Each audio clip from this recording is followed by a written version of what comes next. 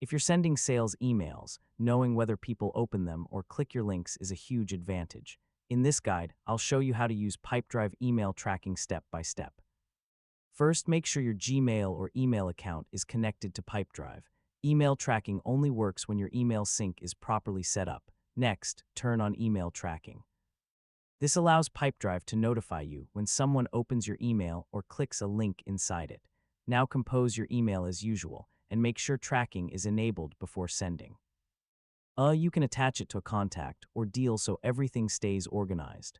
After sending, you can track activity directly inside Pipedrive. You'll see when your email was opened and if any links were clicked.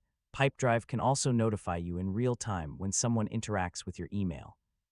Yeah, this helps you follow up at the right moment while the lead is still warm. Over time, you can analyze which emails perform best. This helps you improve your subject lines, timing, and overall sales strategy. For best results, always link your emails to deals. This gives you a full view of how email interactions affect your sales pipeline, and that's how to use Pipedrive email tracking. So once you start tracking engagement, you'll know exactly when to follow up and how to close more deals faster. Thanks for watching, and I'll see you in the next guide.